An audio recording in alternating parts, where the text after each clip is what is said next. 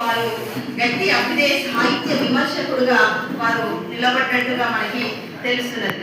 ఆ తర్వాత రాజపాలెం వారి గురించి ఒక మాట చెప్పాలి. ఇక్కడ ఏంటంటే వాళ్ళు చేసినటువంటి విమర్శలో రెండు రకాలైనటువంటి కోణాలు ఉంటాయి. ఒకటి సృజనాత్మక సాహిత్య విమర్శ, అది కవిత్వం, నవల, నాటకం, కథానిక ఏదైనా కావచ్చు. ఆ ప్రక్రియలో వచ్చినటువంటి రచనలు పరిశీలించడం. ఇంకోటైతే సాహిత్య విమర్శ చేయడం అనేటువంటి ఈ రెండు కోణాలు వారి యొక్క విమర్శలో మనకు కనిపిస్తాయి.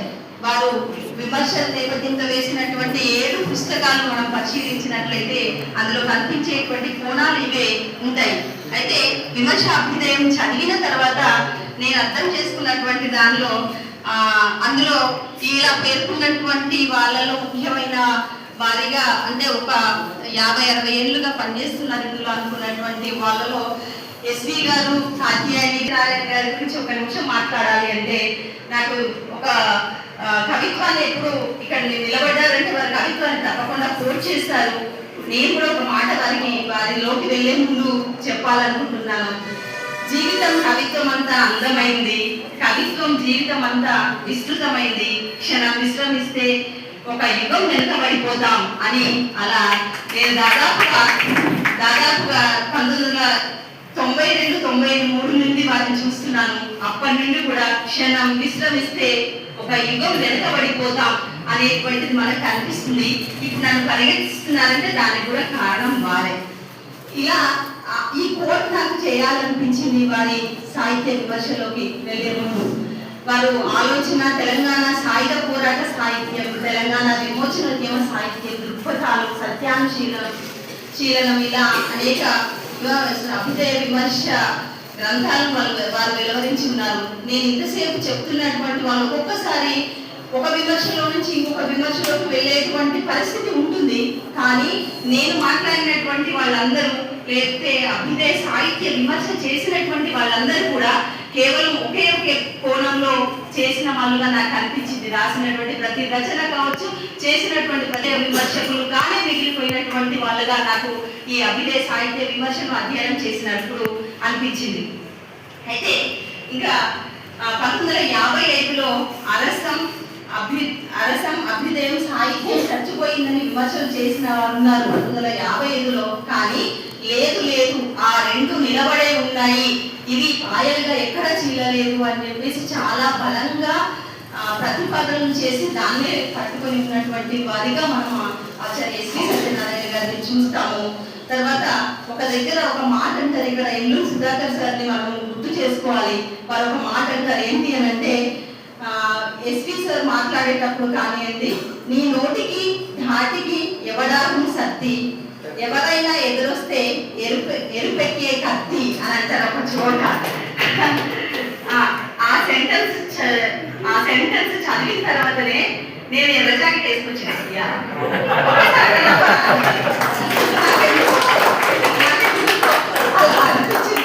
సందర్భంలో కాదో నాకు తెలియదు, కానీ నాకు ఎల్లూరి సుధాకర్ సార్ కవిత్వం బాగా నచ్చుతుంది. అందులో ఈ మాట అన్నారు, ఏమనంటే నీ నోటికి ధాటి కాటికి ఎవరాని సత్తి, ఎవరైనా ఎదురొస్తే ఎరుపెక్కే కత్తి అని చెప్పేసి చెప్తారు. అంటే ఈ ఉడుపు అనేటువంటిది ఏ వయసు అయినా పర్వాలేదు, ఆ ప్రతి వయసులో కూడా అభ్యుదయ సాహిత్య విమర్శ నేపథ్యంతోనే వస్తుందేమో. సరే మిగతా మిగతా వాటిలో వెళ్ళను కాబట్టి కేవలం విమర్శలో వస్తుంది. వయసు ఏదైనా కావచ్చు, ఆ ఉడుకు, ఆ ఉక్రోషము, ఆ ఆక్రోషము, ఆ ఆక్రందన, ఆవేదన ఆ నిమిషానికి ఖచ్చితంగా వస్తుంది అని చెప్పడానికి నిదర్శనంగా వారు నిలుస్తారు. అది ఎల్లూరు వారు పట్టుకున్నారు. ఆ తర్వాత ఇంకా వారు రాసిన కృతజ్ఞతలు, ధన్యవాదాలు. అభ్యుదయ సాహిత్య విమర్శపై చక్కని విశ్లేషణ ప్రసంగం చేసిన ప్రొఫెసర్ కరిమిళ్ళ లావణ్యకి అభినందనలు తెలియజేస్తున్నాను. చాలా సమాచారాన్ని సేకరించిందామే. మేము కలిసి వచ్చాము. నేను, రాపూర్ సుదర్శను, ప్రొఫెసర్ లావణ్య కారులో దారి పొడుగుతా సాహిత్య సంభాషణ చాలా రసవత్తరంగా జరిగింది. మా ప్రయాణం 3.5 గంటలు అప్పుడే అయిపోయిందా అన్నట్టు జరిగింది. దారిలో ఆమె చాలా విషయాలు చెప్పారు. సమయాన్ని దృష్టిలో పెట్టుకొని తొందరగా ముగించారు. ఆమె కూడా మైకోస్కి అంటే మైకు దొరికి కొద్దిగా ఎక్కువనే మాట్లాడే సదలవాటు ఉన్నది. కానీ ఇవాళ చాలా పరిమితంగా ముందే 20 నిమిషాలు అన్నందుకు 25 నిమిషాలకు పరిమితంగా మాట్లాడినందుకు అభినందనలు తెలియజేస్తున్నాను. అట్లాగే ఆమె ఒక చిన్న ఆవేదన వ్యక్తం చేసేది. రాజపాలెం చంద్రశేఖర్ రెడ్డి గారి విమర్శాభ్యుదయం అన్న పుస్తకంలో ఎస్వి శేఖర్ రామారావు, పన్న ఐదయ్య, కాత్యాయని విద్మహే వంటి తెలంగాణ అభ్యుదయ సాహిత్య విమర్శకులు ఉంటే బాగుండేది అని ఆమె అన్నారు. నేను కూడా ఒకవైపున ఏకీభవిస్తూనే మరోవైపున ఆ గ్రంథాన్ని నేనే హైదరాబాద్లో జరిగిన అఖిల భారత అభ్యుదయ రచయితల వేదిక మీద ఆవిష్కరించాను. రాజపాలెం వారి గ్రంథాన్ని ఆవిష్కరించి ఒకసారి చూసిన తర్వాత బహుశా ఇందులో నేను ఉండాల్సినదేమో అభ్యుదయ సాహిత్య విమర్శకుండే అభ్యుదయ కవిని అయితే ఒక సెకండ్ డిస్టర్బ్ అయ్యి మళ్ళీ వెంటనే తేరుకొని ఏమనుకున్నానంటే వారి దృష్టిని ఆకర్షించేంత గొప్ప విమర్శ నేను రాయలేదు.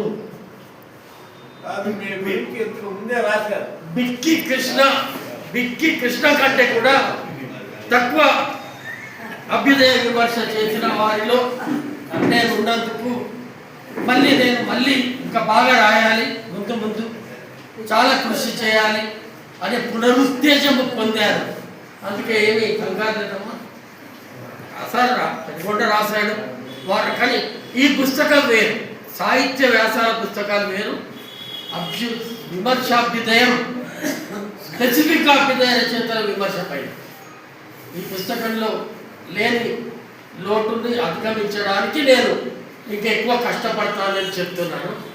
ఇప్పుడు అభ్యుదయ నవల పైన మిత్రులు అశోక్ కుమార్ ఇందాకే చెప్పాను, చాలా ప్రిపేర్ అయి వస్తాడు.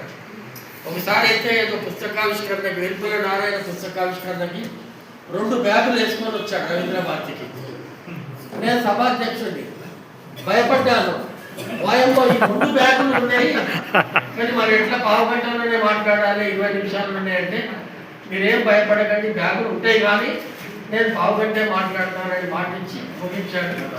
ఇప్పుడు కూడా చాలా కట్ట చూశాను నేను, అక్కడ తిరిగేస్తున్నాడు, కట్టహాసంగానే వచ్చాడు. కానీ 20 నిమిషాలు ముగించి మీ భోజన విరామానికి అడ్డు తగలడని ఆయన తరఫున నేనే మాట్లాడిస్తూ వారిని మాట్లాడాలి.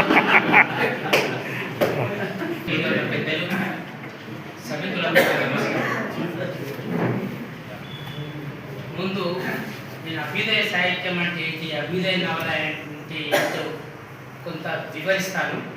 ఆ తర్వాత నవలల గురించి సంక్షిప్తంగా మాట్లాడతాను. ఎందుకంటే చాలామంది అభ్యుదయ సాహిత్యం అంటే ఏంటి, అభ్యుదయం అంటే ఏంటి అని దగ్గరనే తీర్పిలు కొడుతున్నారు. సరిగ్గా దాని గురించి అవగాహన లేకుండా వస్తుంది. అయితే ముందు దాని గురించి మనం మాట్లాడుకుంటే బాగుంటుంది. ఆ నేపథ్యంలో అభ్యుదయ నవల అంటే ఏంటో చెప్తే బాగుంటుందని నాకు అనిపించింది. ఆధునిక సాహిత్య ప్రక్రియలో నవల ఒక భాగంగా వచ్చినప్పుడు కాలం మారుతున్న కొద్దీ ప్రజల అభిరుచులకు అనుగుణంగా నవల రచన స్వరూపం కూడా మారిపోతుంది. జాతీయంగా అంతర్జాతీయంగా వస్తున్న మార్పుల ప్రభావం నవలా సాహిత్యం మీద కూడా ఉంది. సాహిత్యంపై మార్క్సిజం ప్రభావం పెరగడంతో రచయితల దృక్పథాల్లో మార్పు స్పష్టంగా కనబడసాగింది. భౌతికవాద దృక్పథంతో మానవ సమాజ పరిణామానికి మూల సూత్రాలను తెలుసుకొని ఆ అనుభవంతో తెలుగు నవలా రచయితలు సాహితీ సూచన చేశారు. అట్టి భౌతికవాద దృక్పథం కలిగిన తెలుగు రచయితలు కాల్పనిక సిద్ధాంతానికి పూర్తి విరుద్ధమైన రియలిజం అంటే వాస్తవికత అనే సాహితీ పద్ధతిలో రచన చేశారు. సోషలిస్టు వాస్తవికత కలిగిన రచనలను కమిటెడ్ రచనలు అంటాం. పెట్టుబడిదారీ భూస్వామ్య వ్యవస్థకు వ్యతిరేకంగా సమసమాజ స్థాపనకై ప్రపంచవ్యాప్త పోరాటాలు జరిగాయి. ఇది కేవలం ఒక రాజకీయ సమస్య కాదు, చారిత్రక పరిణామంలోని దశ. సైద్ధాంత తాత్విక ప్రాతిపదికన కలిగిన ఒక మహా సామాజిక విప్లవం. పీడిత ప్రజలు, కార్మిక, రైతు, మధ్యతరగతి, మేధావి వర్గాలందరూ ఈ మహా విప్లవంలో వస్తురీత్యా భాగస్వాములు. భౌతికంగా వారి ప్రయోజనాలు ఈ విప్లవంలో ఇమిడి ఉన్నాయి. అందువలన వారి జీవితాన్ని, పోరాట క్రమాన్ని చిత్రించే నేటి రచయితకు పాక్షికత, ప్రాతిధ్యాన్షిప్ అవసరం. రచయిత తాత్విక సైద్ధాంతిక నిబద్ధత కలిగి ఉండి, శ్రామిక జన పక్షపాతాన్ని కలిగి ఉండి, శ్రమజీవులు నూతన వ్యవస్థ నిర్మాణం కోసం జరిపే పోరాట క్రమంలో నిబద్ధత కలిగి ఉంటాయి. కష్టజీవులు జరుపుతున్న పోరాట క్రమంలో రచయిత అగ్రభాగాన్ని నిలవాలి. ఈ విధంగా సోషలిస్టు వాస్తవికతను రచయిత సమాజంలోని వైరుధ్యాలను రచయిత సరిగ్గా అవగాహన చేసుకోవాలి. శ్రామిక జన పక్షపాతం లేకుండా సోషలిస్టు వాస్తవికత లేదు.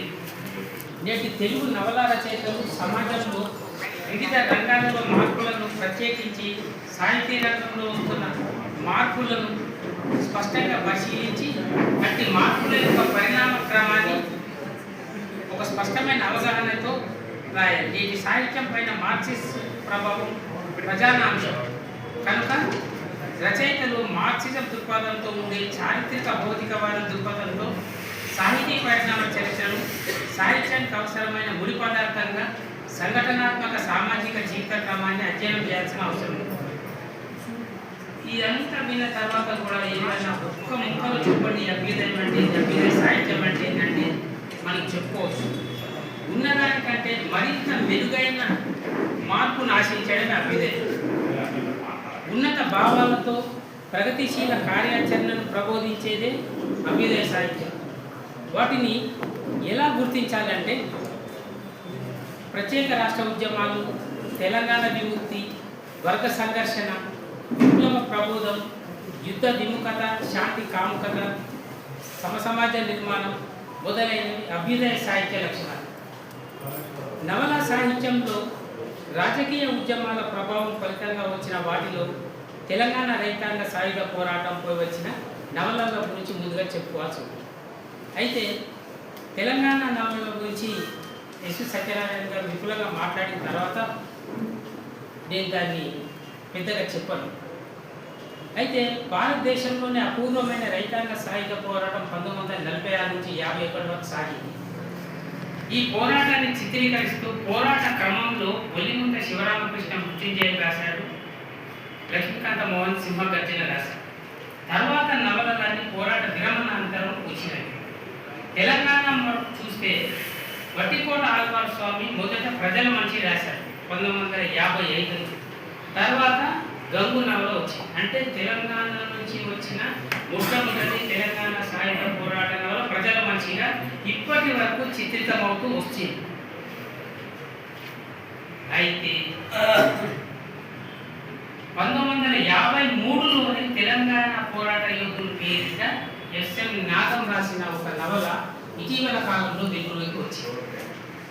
నేను తొలికాలం తెలంగాణ రచయితలు, కథకులు, కథన రీతులు అనే పుస్తకాన్ని తయారు చేసే క్రమంలో, నా పరిశోధన క్రమంలో ఈ పాతతరం వారందరినీ తవ్వి తీస్తున్న క్రమంలో ఈ పుస్తకం నాకు దొరికింది. విచిత్రం ఏంటంటే ఆ నవల 1953లో వచ్చినప్పుడు ఆ రచయిత కూడా అండర్ గ్రౌండ్లోనే ఉన్నాడు. ఆ రచయిత సాయుధ పోరాటంలో ఒక సభ్యుడు. ఆ పోరాటంలో ఉంటూనే ఆ నవల రాశాడు. ఆ నవల అప్పుడే ప్రచురమైంది, కానీ అది కాలగర్భంలో కలిసిపోయింది. ఇప్పటి వరకు ఎవరికీ దొరకలేదు. నేను అతి కష్టం మీద ఆ ప్రతి సంపాదించాను, నాకు మంచి ముందు మాట రాశాను. త్వరలో అది వెళ్ళి చూడను. తెలంగాణ పోరాట విద్వాన్ నాగం రచయిత. అయితే ఇప్పుడు మొదటిసారి తెలంగాణ పోరాట నవల రాసింది వట్టికోట ఆల్వార్ స్వామి కాదు, విద్వాన్ నాగం అన్న కొత్త నిజం బయటకు వచ్చింది. అంటే నిరంతర పరిశోధన వల్ల ఇలాంటి కొత్త సత్యాలు బయటకు వస్తుంటాయి. ఆ క్రమంలో ఇదొక్కటి వస్తున్నారు. అయితే ఈ ఉద్యమం తర్వాత వచ్చిన తర్వాత కూడా, ఉద్యమం వచ్చిన 100 ఏళ్ళకు కూడా తెలంగాణ సాయుధ పోరాటం ప్రభావితులైన రచయితలు ఇప్పటికీ నవలలు రాస్తూ. అంపశయ్య నవీన్ కాలరేఖలు అనే నవల రాశారు. సాయుధ పోరాటం అనుకున్నాం అప్పుడు 5 ఏళ్ల పిల్లవాడు. అయితే అతనికి ఉన్న బాల్య జ్ఞాపకాలకు తోడుగా అతని వినికిడి జ్ఞానం, తెలుసుకున్న పరిసరాల జ్ఞానంతో ఆ కాలరేఖలు రాశారని నన్ను స్పష్టంగా చెప్పుకున్నాను. ఇటీవలి కాలంలో 2012లో రామచంద్రమౌళి బైరంపల్లి సాయుధ పోరాటాన్ని ప్రేరణగా తీసుకొని సూర్యుని నీడ అనే ఒక నవల రాశారు. అంటే ఇప్పుడు ఎవరెవరి ఎప్పుడెప్పుడు రాసి మనం ఇప్పట్లో ఆగిపోయినని చెప్పలేమన్నమాట. అదొక నిరంతర ప్రక్రియ కొనసాగుతున్నది. అట్లా అవి వస్తూనే ఉన్నాయి. వీటి తర్వాత ఒకవైపు తెలంగాణలో రాసిన వాటిని, ప్రాంతీయ చరిత్రల గురించి రాసిన వాటిలో రాయలసీమలో మీరాజ్యం మీరే బండి నారాయణ స్వామి, శబ్దభూమి వారిదే, పెళ్ళికి మార్పులు శాంతి నారాయణ, వలసదేవర జొన్న మిత్తుల, గబ్బగీమి మంచికంటి, అనంత జీవనం కొలకొలూరి.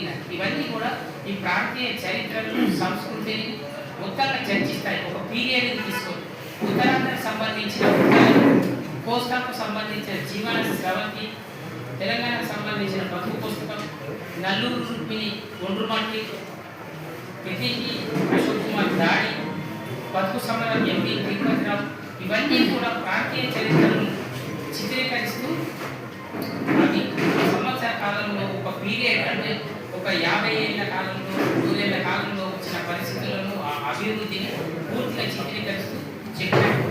ఇట్లా విడివిడిగా చాలా ఎన్ని నవలలు వచ్చినప్పటికీ అందులో ఉన్న అభ్యుదయ అంశాన్ని తీసుకొని మాత్రమే వాటిని అభ్యుదయంగా పేర్కొంటూ వాటి గురించి ఇందులో ప్రస్తావించడం జరిగింది.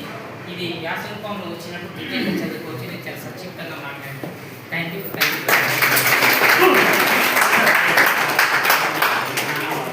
అభ్యుదయ నవల చేసిన మిత్రుడు కేపీ అశోక్ కుమార్ని అభినందనలు. చాలా విషయ సేకరణ చేశాడు, మంచి విశ్లేషణ చేశాడు. అభ్యుదయం అంటే ఏమిటితో మొదలుపెట్టి అభ్యుదయ నవలలు జాతీయోద్యమ కాలంలో, తెలంగాణ సాయుధ రైతాంగ పోరాట కాలంలో, వ్యాపార నవలలు విస్తృతంగా వస్తున్న కాలంలో, దళిత స్త్రీవాద ప్రాంతీయతావాద చైతన్యాలు ఉధృతంగా ప్రవహిస్తున్న కాలంలో ఎట్లా అభ్యుదయ నవల తల ఎత్తుకొని నిలబడిందో చాలా వివరణాత్మకంగా మిస్టర్ అశోక్ కుమార్ ప్రసంగించినందుకు ఆయనకు అభినందనలు. మళ్ళీ సదస్సులని భోజనం తర్వాత కాబట్టి ఈ సదస్సుకు వందల సమర్పణ ఉండదు, లాట్ ఆఫ్ థ్యాంక్స్ ఉండవు, అదే ఓటర్ థ్యాంక్స్ తర్వాత సెషన్ అయిపోయాక ఉంటుంది. ఇప్పుడు ప్రహ్లాద్ని అడిగే భోజనం తయారుందా అని ఉన్నదన్నాడు కాబట్టి ఆయన రాకమన్నారు. ఇంకా చిన్నలు రావాలంటే నేను మాట్లాడించేవాడు. రెడీగా ఉన్నాయట, అందరూ వచ్చే వరుసగా నిర్వాహకుల పక్షాన ఆపాలి. భోజనం విరామం అనంతరం జరుపుకుందాం. ఈ యొక్క కార్యక్రమానికి హాజరైనటువంటి హరికిషన్ గారికి, వింధ్యవాసిదేవి గారికి, కెంగారు తాయప్ప గారికి ఈ యొక్క నమస్కారం తెలియజేస్తూ, ముందుగా ఎం హరికిషన్ గారిని వేదిక మీదకు ఆహ్వానిస్తున్నాను. అదేవిధంగా వి వింధ్యవాసిదేవి గారిని అభ్యుదయ నాటకం అనేటువంటి అంశం మీద ప్రసంగించడానికి వారిని వేదిక మీదకు ఆహ్వానిస్తా ఉన్నాం. అదేవిధంగా అభ్యుదయ కవిత్వం అనేటువంటి అంశం మీద ప్రసంగించడానికి కింగార తాయప్ప గారిని వేదిక మీదకు ఆహ్వానిస్తా ఉన్నాం. ఈ సందర్భంగా ఈ కార్యక్రమానికి అధ్యక్షత వహించబోతున్నటువంటి డాక్టర్ ఎం హరికిషన్ గారి గురించి రెండే విషయాలు ఎక్కువ చెప్పడం వారు తెలుగు ఉపాధ్యాయులుగా పనిచేస్తూ ఉన్నారు. ఇప్పుడు వారు ఒకటి పడగ నీడ అనేటువంటిది 1972వ సంవత్సరంలో 1997లో పడగ నీడ అనేటువంటిది ఒక ఫ్యాక్షన్ మీద వారు కథ రాసినారు. మొదటి కథ, ఆ కథ అచ్చయింది ఆంధ్రజ్యోతిలో. సరే అది ప్రోత్సాహంగా అనుకుంటే కూడా తర్వాత అనంతరం చాలా రచనలు కథలు రాశారు. మాయమ్మ రాక్షసి, నయాఫత్వ, నేను మా అమ్మ, 3 అబద్ధాలు, కందరమూలు కథలు, టీచర్ చెప్పిన కథలు, ఇట్లా చెప్పుకుంటా పోతే దాంట్లో కర్నూలు కథ చాలా, కర్నూలు జిల్లా చరిత్ర కూడా రాశారు. ఇవన్నీ చాలా గొప్ప ఉన్నాయి. ముఖ్యంగా ఈ జానపద అంతరించిపోతున్నటువంటి జానపద సాహిత్యాన్ని కూడా సేకరించి బాల సాహిత్యాన్ని వాళ్ళు అందించారు. అందుకే వారికి అనేకమైనటువంటి బిరుదులు కూడా వచ్చాయి. వారు తెలుగు బంధు పురస్కారం అని రాష్ట్ర ప్రభుత్వం ఇచ్చినటువంటి గిడుగు భాషా పురస్కారం, మంగాదేవి బాల సాహిత్య పురస్కారం, రాష్ట్ర ప్రభుత్వ ఉగాది పురస్కారం, ఇట్లా అనేకమైనటువంటి పురస్కారాలు కూడా వాళ్ళు అందుకున్నటువంటి సందర్భం. వీరు ఎక్కువగా ఒత్తులు లేకుండా అట్లాంటివి రాస్తూ ఎవరైతే 1వ తరగతి, 2వ తరగతి, 3వ తరగతి చదువుతుంటారో అట్లాంటి పిల్లలకు కూడా చదువుకోవడానికి వెసులుబాటు ఉండేటట్టు అట్లాంటి పుస్తకాలు చాలా చేసేవాడు. అంటే బాల సాహిత్యంలో విశేషమైనటువంటి కృషి చేసి ఆ వైపుగా కథలు సృష్టించారు. వారిని ఈ యొక్క కార్యక్రమానికి అధ్యక్షత వహించి మరి కార్యక్రమం నడుపుకోవాల్సిందిగా కోరుతున్నాను.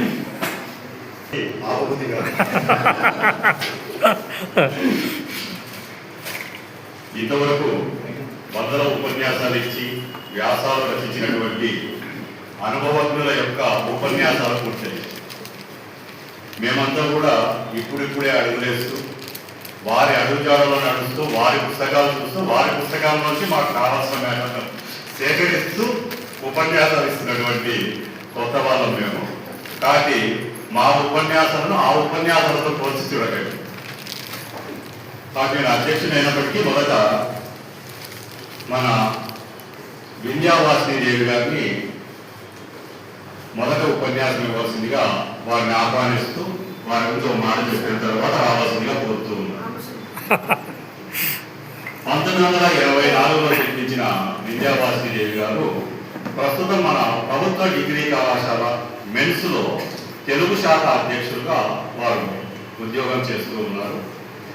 వీరు నానీల సింగడి అని చెప్పి కవితల యొక్క సంపుటి వేశారు. అదేవిధంగా మొలక అనే పేరుతో వ్యాసాల సంపుటి కూడా తీసుకుని వచ్చారు. ఆ తర్వాత తెలంగాణ సాయుధ పోరాటం బంధుక్ అనే నవల పైన వీరు ఎంఫిల్ పూర్తి చేశారు. ఇంతకు సార్ కూడా చెప్పారు ఆ విషయం. ఆ తర్వాత ఉద్యమ ప్రతాపం అనే దానిపైన పిహెచ్డి చేసి డాక్టరేట్ అందుకున్నారు. ఆ తర్వాత రావూరి భరద్వాజ సాహితీ సమాలోచన, బాల సాహితీ చైత్రిక, అనువాద వాన్మయ ప్రమితి ఇటువంటి పుస్తకాలకు సదస్సులు నిర్వహించి వాటన్నిటినీ కూడా సంకలనాలు వేయడం జరిగింది. ఆ తర్వాత గిడుగురామూర్తి పురస్కారము, సావిత్రిబాయి పూలే జాతీయ పురస్కారం ఇలాంటివి వారికి చాలా వచ్చాయి. అభ్యుదయ నాటకం గురించి పత్ర సమర్పణ చేస్తారు.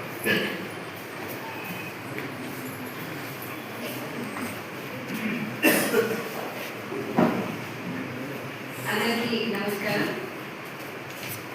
మొదటగా నేను ఈ వేదికపై నిలబడి ఇంతమంది పెద్దలందరి ముందు నాకు మాట్లాడే అవకాశం కల్పించినటువంటి ఆచార్య రాజపాల చంద్రశేఖర్ రెడ్డి గారికి నేను హృదయపూర్వకంగా నమస్కారాలు తెలియజేస్తున్నాను. ఈ సభలో నాకు ప్రత్యక్ష గురువర్యులు ఆచార్య ఎస్వి సార్ గారు అయితే పరోక్ష గురువర్యులు రాజపాల చంద్రశేఖర్ రెడ్డి గారు. ఎందుకంటే వారు అనేక విషయాల్లో సలహాలు సూచనలు చేస్తూ ఉంటారు. కాబట్టి ఈ సందర్భంగా వారికి సభా వేదిక నుంచి హృదయపూర్వకంగా ధన్యవాదాలు తెలియజేస్తున్నాను. ఇక సాహిత్య అకాడమీ సమావేశాల విషయానికి వస్తే సాహిత్య అకాడమీ సమావేశాలని లిటరీ ఫోరమ్స్ని మా కళాశాలలో నేను కన్వీనర్గా నిర్వహించడానికి కూడా నాకు రాజపాలెం సార్ మంచి మంచి అవకాశాలు కల్పించారు. 3 సార్లు నాకు సాహిత్య అకాడమీ వారు ఆర్థిక సౌజన్యం కూడా చేయడం జరిగింది. రాయలసీమ రచయిత్రుడు అనే అంశం పైన, వర్తమాన వచన కవిత్వం మీద, అభ్యుదయ రచయిత్రుల పైన కూడా నేను సదస్సులో నిర్వహించాను. అంటే దానికి కారణం ఆచార్య రాజపాలెం చంద్రశేఖర్ రెడ్డి గారు. ఇక అరసం విషయానికి వస్తే, అరసం అనేది నాకు 2004లో, అంతకంటే ముందు నాకు అరసం పరిచయం లేదు. 2004లో తరగతి గదిలో ప్రవేశించిన మొదటి రోజున అరసం అనే మాట నేను మా గురుగారు ఆచార్య ఎస్వి సత్యనారాయణ గారు వద్ద నుంచి విన్నాను. అప్పుడు ఆలోచించాను, ఏంటి అరసం అనేటప్పుడు అభ్యుదయ రచయితల సంఘం అని సార్ దాని గురించి చాలా వివరించారు. 2 సంవత్సరాలు నేను సార్ దగ్గర చదువుకున్నాను. ఆ 2 సంవత్సరాల కాలంలో కూడా అరసానికి సంబంధించి అనేక సాహిత్య కార్యక్రమాల గురించి వారు ఎప్పుడు చెబుతూ ఉండేవారు. నాకు ఎప్పుడు అనిపించేది, నేను ఎప్పుడైనా అరసం సభలో మాట్లాడతానా అని. ఆ రోజుల్లో నాకు అనిపించేది. ఈ రోజుల్లో మరి నా కళ సాకారమైంది. అందుకు నేను అవకాశంగా ధన్యవాదాలు తెలియజేస్తున్నాను. ఇంతకుముందు రాజపాలెం సార్ మాట్లాడుతూ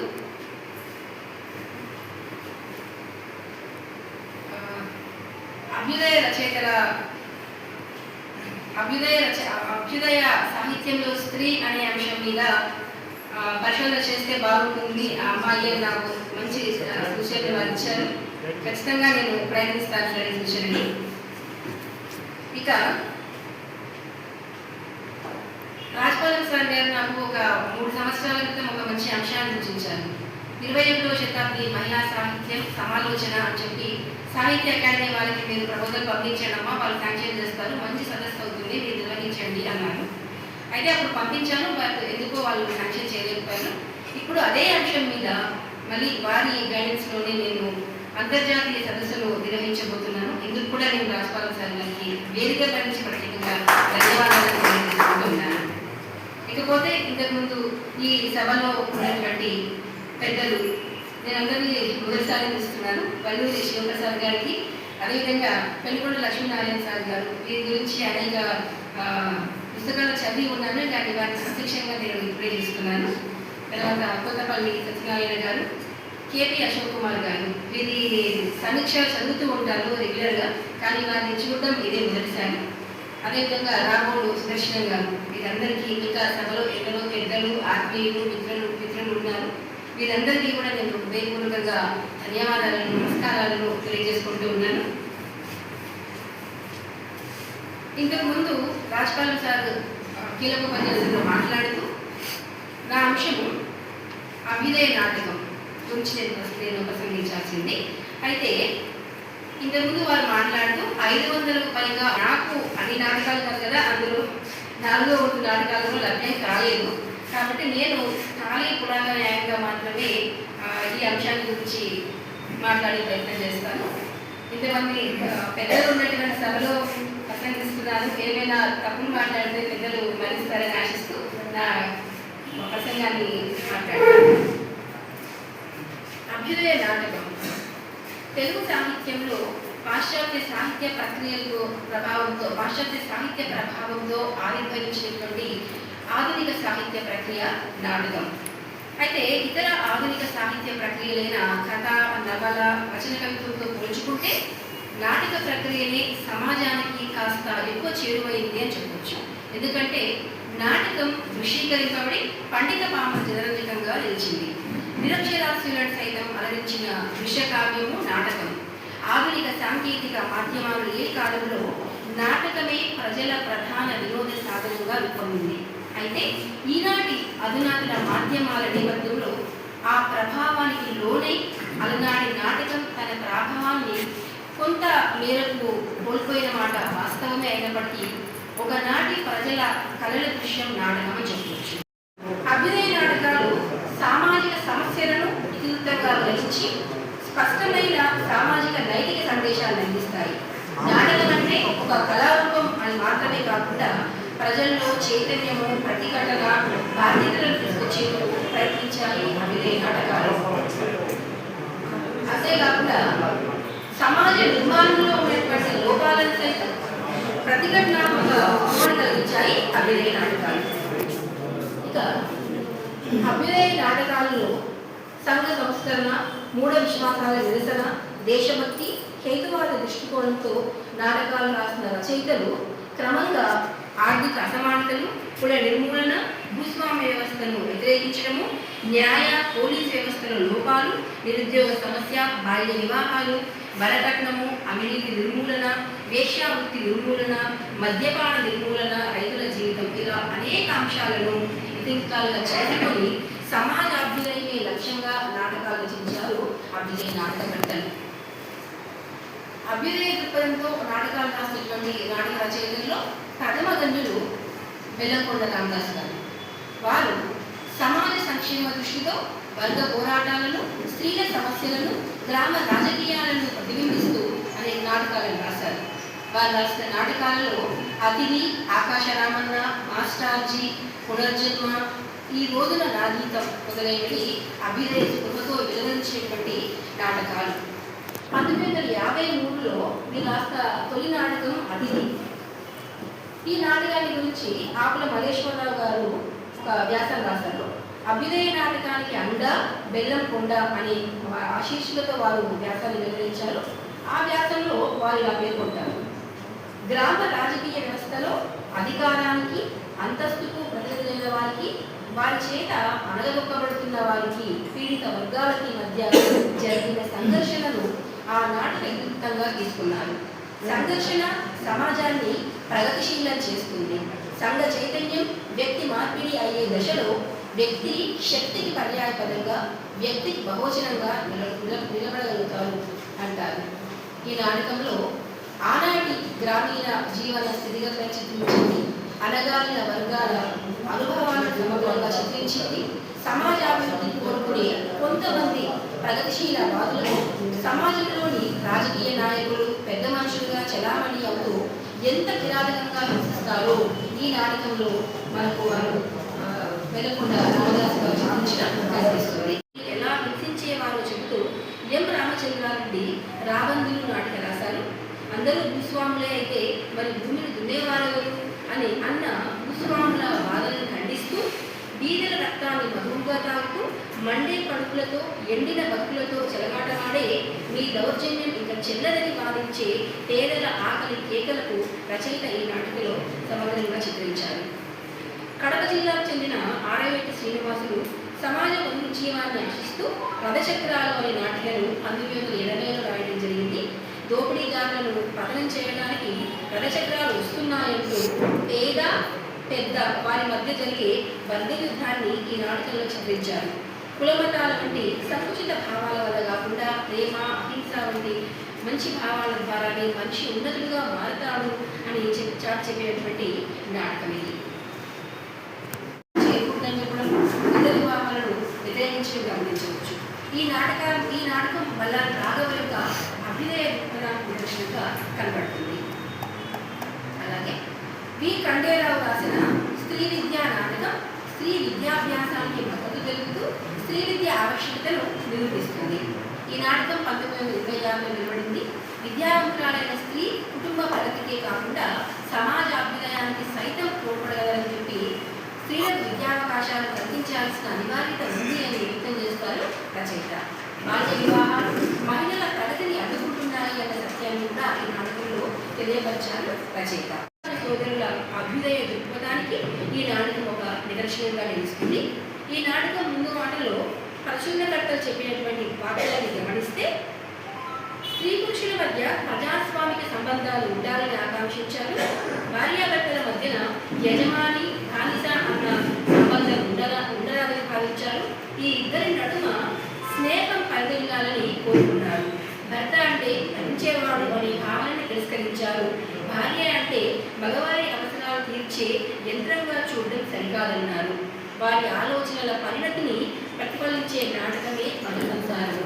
స్త్రీ స్వాతంత్రం కోసం ఆడవాళ్ళంతా కూడుకుని ఒక్కరోజు సమ్మె చేస్తేనే మగవారు పడే పాటలు అన్నీ ఇన్ని కావు.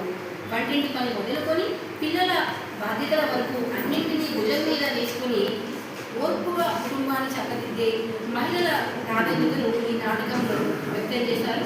మహిళాభిదయాన్ని ఈ నాటకంలో ముదిరా సోదరులు కోరుకున్నట్టుగా మనం భావించవచ్చు. 1956లో అంతటి నరసింహం గారు పరిష్కారమైన నాటకాలు రాయడం జరిగింది. ఈ నాటకము మనుధర్మ శాస్త్రంలోని రుజువులను పరిగణన చేస్తూ రాయబడింది. మనుధర్మ శాస్త్రంలో స్త్రీని ఒకవైపు మహోన్నతంగా చిత్రించి మరోవైపు ఆమెను సంఘానికి దూరంగా ఉంచి స్వేచ్ఛా స్వాతంత్రాలను హరించాలని విమర్శించారు.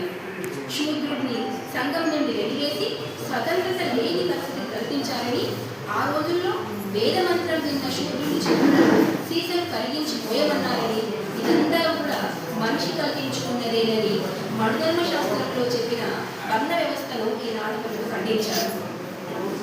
చాలా వివరంగానే చెప్పారు. మామూలు ఆడవాళ్ళు మాట్లాడే అవకాశాలు తక్కువ కాబట్టి మనం అవకాశాన్ని ఇస్తూనే ఉండాలి. దాంట్లో తప్పేం లేదు మేడం అనేది. ఎప్పుడు మనం మగవాళ్ళమే ఎంతసేపు ఉపన్యాసాలు వింటూ ఉంటాం కాబట్టి వారి ఉపన్యాసం చివరి వరకు అలాగే కొనసాగుతూ వచ్చింది. ఇక తర్వాత మిత్రుడు జంగాల మోహన్ గారు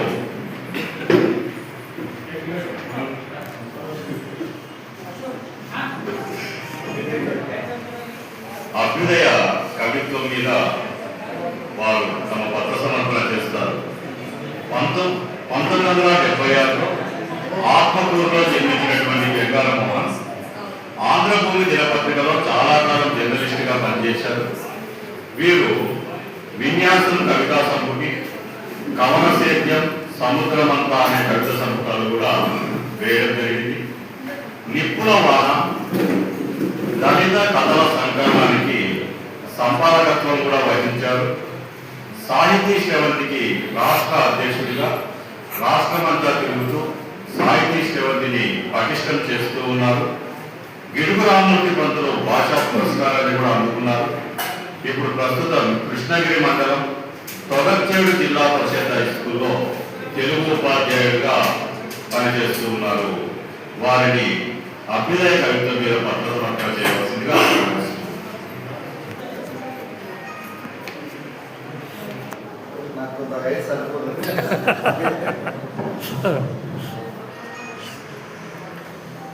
సభకు నమస్కారం.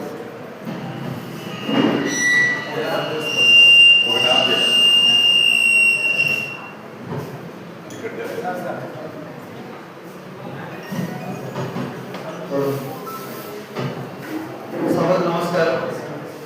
సాహిత్య అకాడమీ అలాగే అభ్యుదయ రచయితల సంఘం 90 ఏళ్ల అభ్యుదయ సాహిత్యంపై ఒకరోజు సింపోజియం నిర్వహించడం, ముఖ్యంగా కర్నూలులో నిర్వహించడం ఆనందాన్ని ఇస్తున్నాను. చాలా కర్నూలు అంటేనే అభ్యుదయ కవిత్వం కంటే పద్య కవిత్వం చర్చలు ఎక్కువ జరుగుతూ ఉంటాయి మా దగ్గర. కానీ అప్పుడప్పుడు మేము అరసమ లేదా సాహిత్య సంఘంతో నిర్వహించే సభలే ప్రగతిశీల సభలుగా నిరసన సభలు నిర్వహిస్తూ ఉంటాము. ఈ క్రమంలో ఇటువంటి సభ నిర్వహించడం ముందుగా అరసం జిల్లా కమిటీకి మా సాహిత్య సభ రాష్ట్ర కమిటీ పక్షాన ఉద్యమాభివందనాలు. అయితే వాస్తవానికి నేను మాట్లాడాలనుకున్న అంశము రాజపాలెం చంద్రశేఖర్ రెడ్డి సార్ ప్రసంగంలోనో లేదా ఎస్వి సత్యనారాయణ సార్ ప్రసంగంలోనో వింటే కూడా సరిపోతుంది. వాస్తవానికి ఆల్రెడీ నేను మాట్లాడాలనుకున్న విషయాలన్నీ దాదాపు అక్కడే చెప్పడం జరిగింది. అయితే నిజంగా రకిషన్ సార్ మాట చెప్పారు, వాళ్ళ అడుగుజాడల్లో నడుస్తున్న వాళ్ళు అనడానికి ఇది ఒక ఎగ్జాంపుల్. గత 10 రోజులుగా నేను ఈ పుస్తకాలు తిరిగేస్తున్నప్పుడు నేను ఇది మాట్లాడాలనుకున్న విషయాలన్నీ కూడా రాజపాలెం చంద్రశేఖర్ రెడ్డి సార్ పుస్తకాలు లేదా దీపికలోను, ఈ మధ్య ఎస్వి సత్యనారాయణ సార్ ఎప్పుడో 80 ప్రాంతంలో వేసిన అభ్యుదయ సాహిత్యము కొన్ని ధోరణులు అనే పుస్తకంలో ఉన్నాయి. కాబట్టి 90 ఏళ్ల అభ్యుదయ సాహిత్య వికాసాన్ని చిటికెన వేలుపెట్టి నడిపిస్తున్న రథసారథులు వీరని మాత్రం నేను గొప్పగా చెప్పగలను. ఇప్పుడు మొడగంటి కుటుంబారావు మాట్లాడతారు, సాహిత్యం అనేది సాంఘిక చైతన్యంలో ఒక శాఖ అని అంటాడు ఆయన. ఎప్పుడో 40 ప్రాంతంలో ఆ మాట చెప్తారు. నిజంగా సాంఘిక చైతన్యాన్ని కలిగించడంలో అభ్యుదయ రచయితల పాత్ర ఎంతవరకు ఉంది అనేది ఈ ఫాసిజం సందర్భంలో మనం ఆలోచన చేయాల్సిన పరిస్థితి ఉంది. అభ్యుదయ రచయితలు చేస్తున్న ప్రయాణం ఎటువంటిది, ఎంత సంక్లిష్ట సందిగ్ధ సందర్భంలో మనం ఇవాళ నడుస్తున్నాం అనేది మనం ప్రశ్నించుకోవాలి. ముఖ్యంగా అభ్యుదయ కవిత మనం నిజంగా సార్ మాట్లాడేటప్పుడు నాకు ఒక డౌట్ వచ్చింది. అభ్యుదయ కవిత్వము జయపేరి శ్రీశ్రీ కవితతో ఆరంభమైంది అన్నప్పుడు నేను అక్కడ కొంత సంశయానికి లోనయ్యాను. వాస్తవానికి అది కరెక్టే. ఇంకో పుస్తకంలో జయపేరి కాదు మహాప్రస్థానం, మరో ప్రస్థానం, మరో ప్రపంచం అనే కవిత 1934 ఏప్రిల్ 12వ తేదీ రాసిన కవిత అని ఇంకొక పుస్తకంలో రెఫరెన్స్ గా ఉంది. మళ్ళీ నాకు సందేహం మొదలైంది, దాన్ని మళ్ళీ ఎప్పుడు నిపుణులు చేసుకోవాలో చూడాలి. ఇది ఏది ముందు కవిత? వాస్తవానికి జయపేరి 30లో వచ్చింది, 34లో ఈ మరో ప్రపంచ కవిత వచ్చింది. అయితే ఏదేమైనా అభ్యుదయ కవిత్వ వికాసాన్ని ప్రారంభించిన వ్యక్తి మాత్రం మహాకవి శ్రీశ్రీ అని మాత్రం ఇక్కడ స్పష్టంగా తెలుస్తాము. అయితే ఏ కాంక్షతో వాళ్ళు మొదలయ్యారు? అందరూ అభ్యుదయ సాహిత్యం అనేసరికి 1920లో బోల్షిక్ విప్లవం, లెనిన్ నాయకత్వంలో ఇవన్నీ ప్రధాన భూమిక. దాంట్లో ప్రత్యేకంగా చెప్పాల్సిన అవసరం లేదు. భారతదేశంలో అభ్యుదయ కవిత్వం ఎంత ప్రభావితం చేసింది. ఆ అక్టోబర్ విప్లవం కావచ్చు, బోల్షిక్ విప్లవం కావచ్చు, 1920లో జరిగిన ఆ విప్లవం నుంచి భారతదేశంలో ఉన్న కార్మిక ఉద్యమాలు కూడా అంతే శాతం బలోపేతమయ్యాయి. 1920లోనే ఏఐటీసీ స్థాపించబడింది. కార్మిక ఉద్యమాలకి భూమిక ఏఐటీసీ అని కూడా నేను సందర్భంగా చెప్పాలనుకుంటున్నాను. ఎందుకంటే అప్పటికే 1916కే అహ్మదాబాద్లో కార్మికులు ఉద్యమం చేశారు. అహ్మదాబాద్లో 1916లో కార్మిక ఉద్యమం చేశారు. 1920లో ఏఐటీసీ స్థాపించబడింది. కార్మిక ఉద్యమాలు కూడా ఈ అభ్యుదయ కవిత్వానికి నాంది పలికాయి. అందులో ఎటువంటి సందేహం. అంతకుముందు వరకు ఏముంది? భక్తి సాహిత్యం, శృంగార సాహిత్యం రాసుకుంటున్న కవులు ఒక్కసారిగా శ్రీశ్రీ వచ్చేసరికి ఒక విప్లవాన్ని సృష్టించగలిగారు. శుభవార్త చెప్పబోతా ఉన్నాను. నేనే లాస్ట్ స్పీకర్. ఈ సమావేశము దాదాపు పూర్తి అయిపోతుంది. ఇక నాకు చాలా మంది మిత్రులు ఏమడిగారంటే, ఉదయం పూట పెద్దవాళ్ళందరూ మమ్మల్ని చూస్తూ మాట్లాడతారు, తర్వాత అందరూ తలదించుకొని మాట్లాడతారు, పేపర్లు చూస్తూ ఎందుకు అన్నారు. అంటే దానికి కారణం ఏమిటి అంటే, అక్కడ ఉండేది పత్ర సమర్పణ. ఈ 6 మంది పత్ర సమర్పణ చేయాలి కాబట్టి దాదాపుగా పేపర్లలోనే రాసుకొని చదవాలి. ఎందుకు ఈ మాట చెప్తున్నాడు, నేను రాసుకుంటున్నాను. అంటే ఒక మిత్రుడు అన్నాడు, నీకు భయం లేదులే, నువ్వు ఎప్పుడు డైరెక్ట్ గా మాట్లాడుతూ ఉన్నారు, కానీ నా జీవితంలో మొట్టమొదటిసారి నేను పత్ర సమర్పణ చేస్తున్నాను. అసలు నేను ఎప్పుడు చేయను, అసలు రాను కూడా. కానీ మొట్టమొదటిసారి పత్ర సమర్పణ కోసం నేను కూడా భయపడి రాసుకుని రావాల్సి వచ్చింది. ఎందుకంటే చాలా పెద్ద సమావేశం, అందరూ పెద్దవాళ్ళు వస్తున్నప్పుడు ఒక మాట ఎక్కువ తక్కువ లేకుండా వాళ్ళు దగ్గర పెట్టుకొని మాట్లాడారు. కాబట్టి ఎందుకైనా మంచిది, చూసి చదువుతే అయిపోతుంది కదా అని చెప్పి నేను కూడా చాలా జాగ్రత్తగా ఒక 2 రోజులు కష్టపడి దీన్ని రాసుకుని వచ్చాను. ఇప్పుడు దాన్ని చూసి చదువుతాను కాబట్టి మిత్రులు అన్యలా భావించకండి. రష్యా విప్లవ ప్రభావం భారతదేశం మీద పడడంతో మార్క్సిజం అధ్యయనంలో రచయితల్లో ఒక కొత్త చూపు మొదలైంది. ఆర్థిక అసమానత్వం, దోపిడీ, అణచివేతలను అర్థం చేసుకుంటూ శ్రామికులు, పీడితుల పట్ల నిలబడుతూ అభ్యుదయ సాహిత్యం తెలుగు సమాజంలోనికి బలంగా చొచ్చుకు వచ్చింది. అది ఎంత బలంగా చొచ్చుకు వచ్చింది అంటే, అభ్యుదయ రచయితలు కాని వాళ్ళు కూడా అభ్యుదయ సాహిత్యం రచించేంతగా ఇది చొచ్చుకొని వచ్చింది. కాబట్టి అలా మనం కనుక చూస్తే, మొదటి తరంలో పడవటిగంటి కుటుంబరావు, చింతా దీక్షితులు, కరణ్ కుమార్, గోపీచంద్, మాధోకలే, రాజశాస్త్రి, చాగంటి సోమయాజులు, తిలక్ సభ, మధురాంతక రాజారాం, ఇలా చెప్పుకుంటూ పోతే ప్రజల కోసం ఎవరైతే రాసినారని పేరొచ్చిందో వాళ్ళందరూ కూడా అభ్యుదయ సాహిత్యం చేత ప్రభావితం చెందినటువంటి వాళ్ళు. నాకు ఇచ్చినటువంటి 15 నిమిషాల్లో వీళ్ళందరి కథల గురించి మాట్లాడటం కష్టం కాబట్టి నేను ఎలా తక్కువగా మాట్లాడాలి, ఎలా తప్పించుకోవాలని ఆలోచించినప్పుడు నాకు ఒక 2-3 గైడ్ లైన్స్ దొరికాయి. దాని ప్రకారం నేను నా ఉపన్యాసాన్ని పూర్తి చేయడానికి ప్రయత్నిస్తాను. మామూలుగా సాహిత్యం మీద మార్క్సిజం ప్రభావంతో రాసినటువంటి సాహిత్యం అంతా చాలా కాలం వచ్చిన తర్వాత తెలుగు సాహిత్యంలో స్త్రీవాదము, దళితవాదము, మైనార్టీవాదము ఇటువంటివి వచ్చినప్పుడు ఒక పెద్ద ఎత్తున చర్చలు, అలజడులు, ఒడిదుడుకులు చాలా ఎదురయ్యాయి.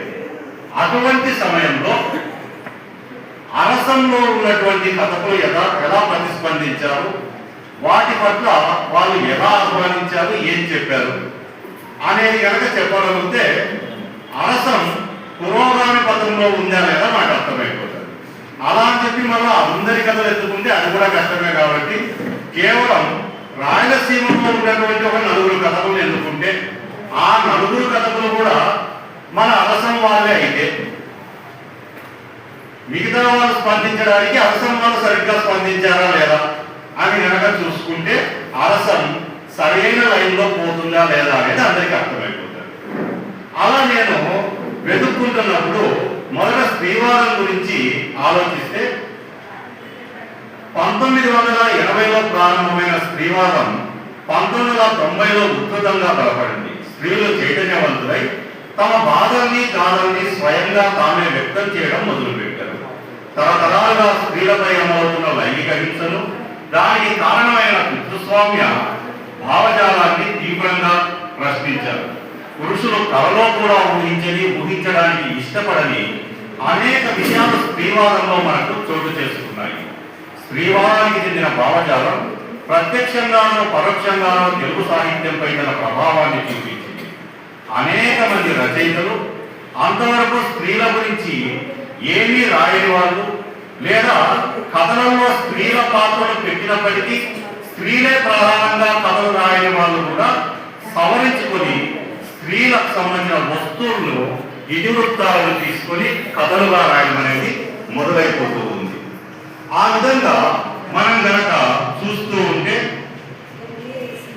మనకు మన అభ్యుదయ సాహిత్య రచయితల్లో మన కడపకు చెందిన కేతు విశ్వనాథరెడ్డి పైన ఈ స్త్రీవాదం ఎలా ప్రభావం చూపించింది అనేది కనుక చూస్తే బాగా మనకు అర్థమైపోతుంది. ఎందుకంటే కేతు విశ్వనాథరెడ్డి ఈ ప్రశ్నలన్నింటినీ కూడా స్త్రీవాదం లేవనెత్తిన ప్రశ్నలకు స్పందించి వారి న్యాయమైన కోరికలకు సహానుభూతి తెలుపుతూ 1990 తర్వాత చాలా కథలు రాశారు. అంతకుముందు రాసిన కథల్లో అంతా కూడా వర్గ దృక్పథమే తప్ప స్త్రీల సమస్యలు కేతిశంకరెడ్డి కథల్లో కూడా మనకు పెద్దగా కనపడదు. కానీ అక్కడక్కడ కొన్ని స్త్రీ పాత్రలు ఉన్నప్పటికీ అవి చైతన్యవంతమైనటువంటి పాత్రలు అయితే కాదు. ఆ తర్వాత విశ్వనాథరెడ్డి ఈ స్త్రీవాదం వచ్చిన తర్వాత ఏమంటాడంటే, స్త్రీవాదాన్ని, దళితవాదాన్ని తన ఉద్యమంలో ఉపోద్యమాలుగా పరిగణించకపోతే, స్త్రీల దళితుల ఆర్తిని గుర్తించకపోతే చరిత్రలో మనం వెనకబడతాం అని ప్రకటిస్తారు. ఇది రాసినటువంటి కథలు కనుక మనం చూస్తే నిప్పు నివుడు, అంత్యాక్షరి, అంతర్ముఖం, దయ్యాల దుస్తులు, సతి, రెక్కలు, ఇచ్చాగ్ని ఇలా చాలా కథలు రాయడమే కాకుండా ఇతడు రాసినటువంటి రెండవ కథల సంపుటికి ఇచ్చాగ్ని అని స్త్రీల మీద రాసినటువంటి, స్త్రీ సమస్యల మీద రాసినటువంటి కథనే పేరుగా పెట్టుకున్నారు. అంతగా ఇతడు దీనికి ప్రభావితమయ్యారు అని చూడొచ్చు. ఇతను రాసినటువంటి కథల్లో ఒక విలక్షణమైనటువంటి కథ సతి. ఈ సతి కథ మనకు హిందూ సమాజంలో కొంతమంది జీవితంతో పోరాడలేక సన్యాసం తీసుకొని భార్యాపిల్లలను గాలి వదిలేసి పోతూ ఉంటారు. అటువంటి పలాయనవాదాన్ని చిత్రించేటటువంటి అద్భుతమైనటువంటి కథ ఇది.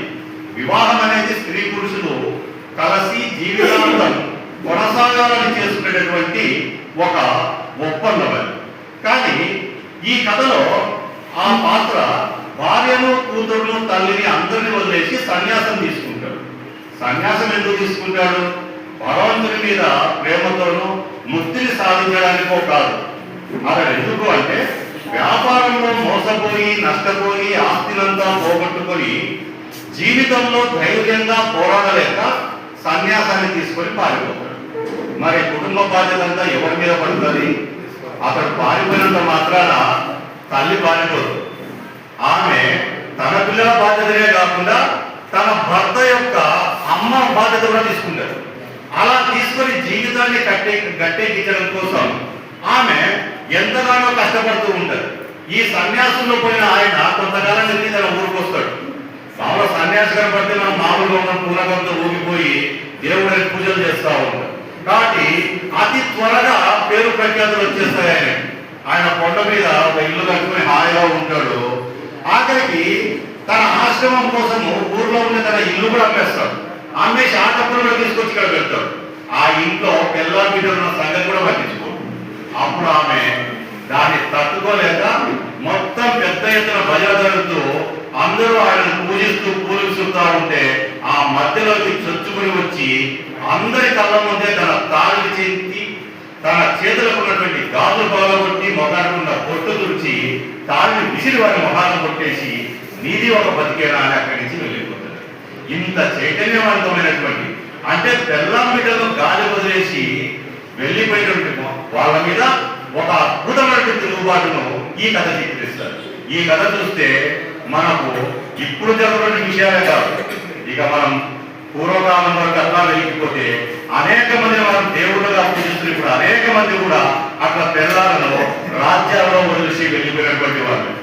ఈ రోజు మనం వాళ్ళను నాయకులుగా దేవుడుగా మార్గదర్శకులుగా మనం చిత్రిస్తున్నాం. కానీ అవన్నీ కూడా ఇతడు మొహాన కొట్టినటువంటి దాని కొట్టు ఆడవాళ్ళ తరఫున ప్రశ్నిస్తుంది, మీరు దేవుళ్ళా అని. కాబట్టి అటువంటి ఒక అద్భుతమైనటువంటి కథలు ఇతడు రాశాడు. అంటే ఈ ఒక్క కథ చాలు స్త్రీవాదంతో అభ్యుదయ రచనల సంఘం సభ్యులు ఎలా కలిసిపోయారు, దాన్ని ఎలా స్వీకరించారు అని తెలియడం కోసం కొంత విషయాన్ని మాత్రమే ఇక్కడ పంచుకున్నారని చెప్పి మీ అందరికీ సభాముఖంగా తెలియజేస్తూ నాకు ఈ అవకాశాన్ని కల్పించిన ప్రజలందరికీ కూడా కడప అయిపోయింది, అనంతపురం అయిపోయింది, తర్వాత చిత్తూరు ఎవరు చెప్పలేకపోతున్నాం. ఇప్పుడు కర్నూలు వరకు వచ్చినాం. నేను హరికిషన్ జై తెలంగాణ కొత్త కథ అనే 2 కథలు రాశాడు. తెలంగాణ ప్రజల యొక్క ఆకాంక్షలకు అండగా నిలిచడం జరిగింది. కోస్తా ఆంధ్రులు హైదరాబాద్ లో ఏర్పరచుకున్న ఆస్తుల్ని కాపాడుకోవడం కోసం, తెలంగాణపై రాజకీయ అధికారం కాపాడుకోవడం కోసమే ఈ సమైక్యాంధ్ర ఉద్యమం పెద్ద ఎత్తున జరుగుతూ ఉంది. దీన్ని ప్రజలు గ్రహించాలి అని చెప్పి నేను అక్కడ ఒక కథను రాయడం జరిగింది. అది కూడా కర్నూలులో పెద్ద ఎత్తున ఆ ఉద్యమం జరుగుతున్న సందర్భంలోనే మేమంతా ఏమాత్రం భయపడకుండా ఒక పుస్తకాన్ని వేసి ప్రజల్లోకి తీసుకుపోవడం జరిగింది. ఇది అరసంకు ఉన్నటువంటి ధైర్యానికి, అరసంకు ఉన్నటువంటి ఒక ప్రజాస్వామిక దృక్పథానికి సంబంధించినటువంటి విషయం. ఇక చివరగా ముగింపుగా ఒక మాట మనకు వల్లూరి శివప్రసాద్ గారి గురించి ఒక మాట చెప్పేసి దీని గురించి ముగించేస్తాను. అభ్యుదయ సాహిత్యం చేత, అభ్యుదయ రచయితలే కాకుండా అభ్యుదయ సాహిత్యం చేత ప్రభావితమై రాసినటువంటి రచయితలు అనేక మంది ఆంధ్రదేశంలో ఉన్నారు. ఇప్పుడు ఉన్నటువంటి యువతరానికి వారి గురించి ఏమీ తెలియదు.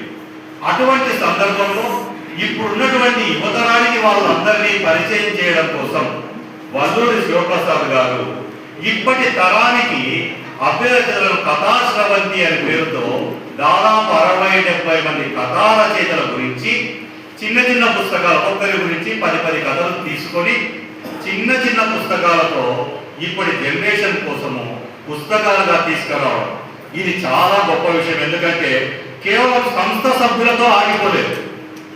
సంస్థ ఆశయాలను మనం తీసుకుపోవడమే కాకుండా మన అరసాన్ని ఇష్టపడి ప్రభావితం చెందినటువంటి రచయితల కథల్ని కూడా మనం తీసుకుపోవడం అనేది అరసం యొక్క విశాల దృక్పథానికి గుర్తు. కాబట్టి అటువంటి విశాల దృక్పథంతో వల్లూరి శివప్రసాద్ గారు చేస్తున్నటువంటి విషయం కూడా చాలా గొప్పది. ఈ మొత్తం 4 ఉదాహరణలతో నేను అరసం యొక్క ప్రయాణము ఎప్పుడు ప్రజాపక్షమే ఉంటుంది. అదే సమయంలో మనము న్యాయమైనటువంటి ధర్మమైనటువంటి ప్రజల యొక్క కోరికలకు అరసం ఎప్పుడు అండగా నిలబడతాది అని తెలియజేస్తున్నాను. రెండవ సమావేశం కూడా చాలా విజయవంతంగా జరిగింది. అంటే ఉదయం కన్నా కొద్దిగా తగ్గినారు సంఖ్య. మామూలు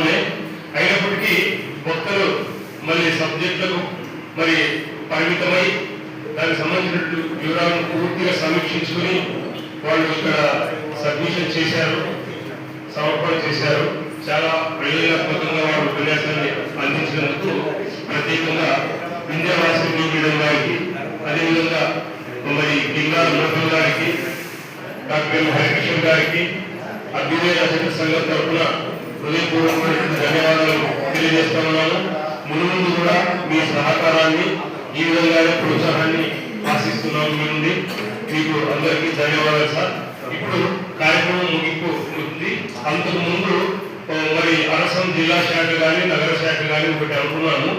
ఏమంటే వచ్చిన వాళ్ళకు చిరు సత్కారం అనేటువంటిది ఒకటి ఉంది.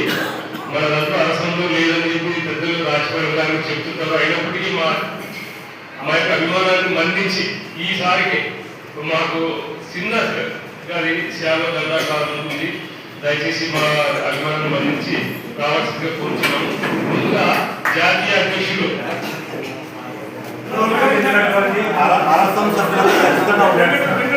దాంట్లో ఉన్నాడు. ఇంకోటి కార్మిక ముందు కూర్చోవాలి. పైన ఒక వరుస రండి, పైన ఒక వరుస, పైన ఒక వరుస రండి, పైన ఒక వరుస రండి.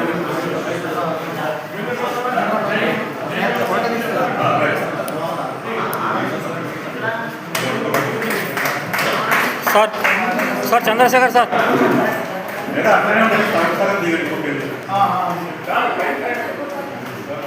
ఫోటోలో అందరు దాచిపెట్టి ఉన్నది అందరి దృష్టిని కొనసాగి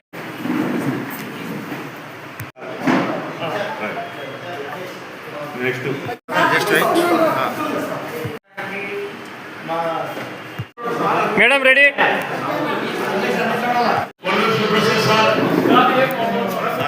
సార్ రెడీ. ఆదోని సార్.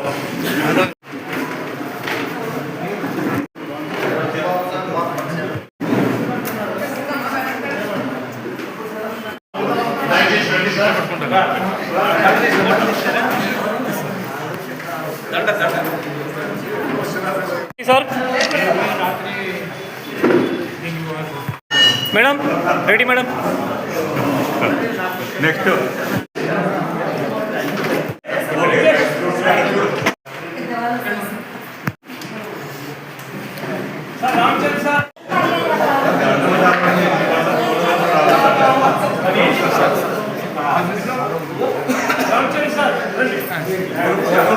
మిగిలిపోతున్నారు. రెండో ఫోటోలో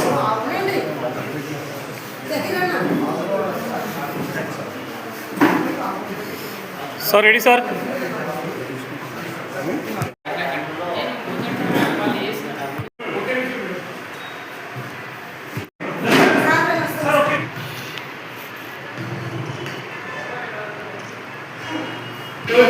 రాష్ట్రపతి చంద్రశేఖర్ రెడ్డి గారికి, వందల సంవత్సరాలుగా వచ్చిన అరసం జిల్లా ప్రధాన పరిశ్రమ గారికి, మరి అదేవిధంగా అధ్యక్షత వహించి మొదటి కార్యక్రమాన్ని నడిపినటువంటి ఎస్ సత్యనారాయణ గారికి, వాళ్ళు పత్ర సమర్పణ చేసినటువంటి అఖిల సాహిత్య యూనివర్సిటీ పత్ర సమర్పణ కావించిన కర్మిందు లావణ్య గారికి, అదేవిధంగా అభినయ నవల మీద ప్రసంగాన్ని అందించినటువంటి కేపీ అశోక్ కుమార్ గారికి, మరి రెండవ సమావేశంలో అధ్యక్షత వహించి అభినయ గ్రంథం మీద ప్రసంగాన్ని అందించిన డాక్టర్ హరికిషన్ గారికి, అదేవిధంగా అభినయ నాటకం మీద ప్రసంగాన్ని అందించినటువంటి మీ ఇండియాదేవి గారికి, అదేవిధంగా అభినయ కవిత్వం మీద ప్రసంగాన్ని అందించినటువంటి కిల్లాల తాయప్ప గారికి, ఈ కార్యక్రమానికి మీరు గావించడంలో చాలా విజయవంతంగా మాకు ఈ ప్రయోజనాత్మకంగా కార్యక్రమం నిర్వహించడం ఈ ప్రసంగాలు అందరినీ ఆకట్టుకున్నాయి. మళ్ళీ ముందు కూడా మీ సహకారాన్ని అభినయ రచన సంఘం ఆశిస్తా ఉంది. ఈ కార్యక్రమంలో సహకరించినటువంటి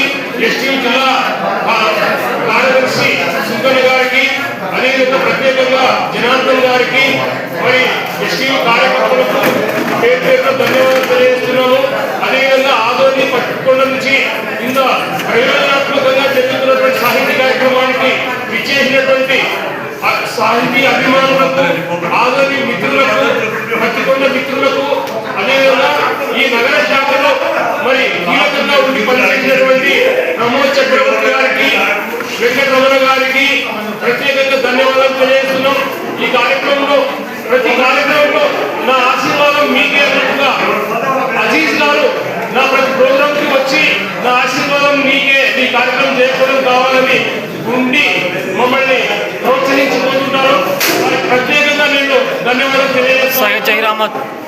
అదేవిధంగా జిల్లా ఉపాధ్యక్షులు గుల్లా రామాంజనేయ గారు, జహీర్ అహ్మద్ గారు, కేసీ మల్లికార్జున గారు మరి ఈ కార్యక్రమంలో పాల్గొని ఈ కార్యక్రమం సక్సెస్ కావడంలో జహీర్ అహ్మద్ గారు మరి ఆహ్వానం తెలియజేయడంలో నగర శాఖలో ఉన్నటువంటి అందరి కవులకు ఆహ్వానం తెలియపరిచే బాధ్యత తీసుకున్న జహీర్ అహ్మద్కు ప్రత్యేకంగా ధన్యవాదాలు తెలియజేస్తున్నాను.